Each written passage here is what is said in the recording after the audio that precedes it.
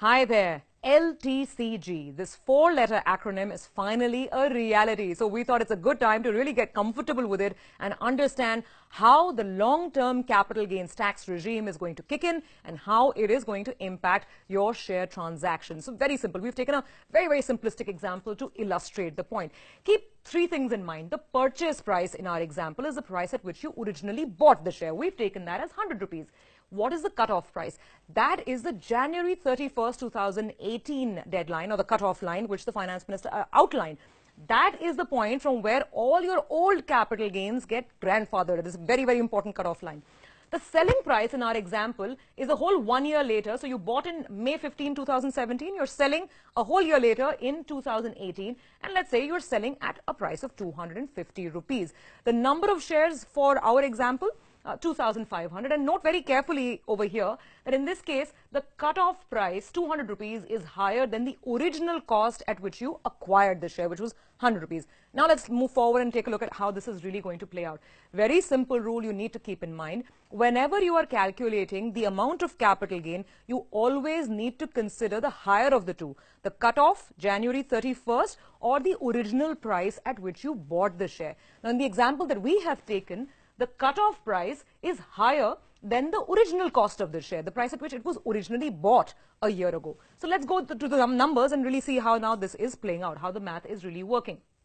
Capital gains on a per share basis in this case is going to be 250 rupees because we sold at 250 minus the price on the 31st of January, and this is the highest intraday price. What was the highest level the share touched that day? In our example, it's 200. So the per share gain is very simple, 50 rupees. So that part is now taken care of.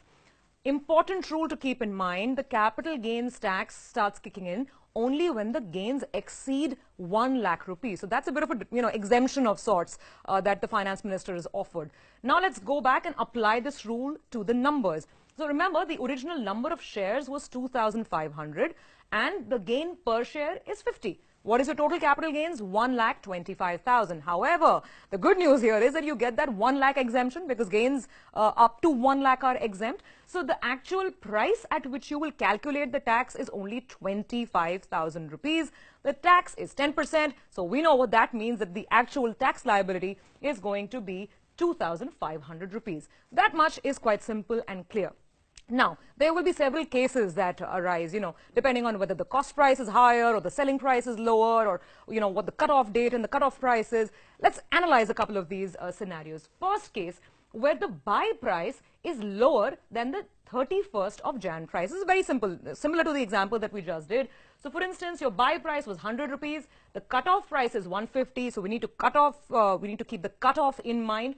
The selling price is 200. Subtract 150 from 200, your capital gains comes to 50 rupees. Very simple and clear. Let's move to the next case and see how that is really going to play out.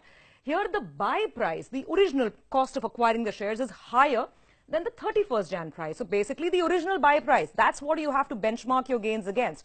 In this case, your selling price was 400. You need to subtract 300 from that because you can see 300 is more than 200, right? So your capital gains are 100 rupees. You simply take the higher of the two. Remember that and always keep that in mind. Let's look at the third case and see how it's going to play out in a different scenario.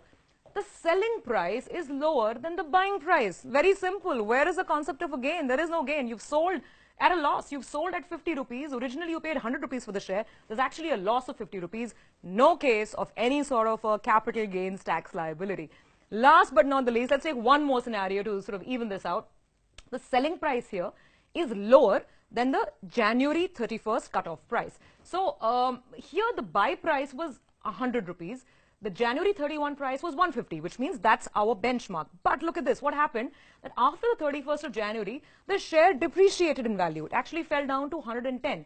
Here, it's very simple.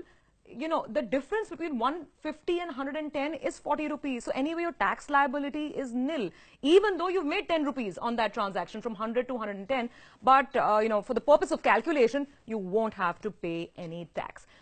Those are the scenarios. That's how it's going to play out. Hope this has been helpful and hope you can keep your tax math in place when you're looking at buying and selling shares in this new regime.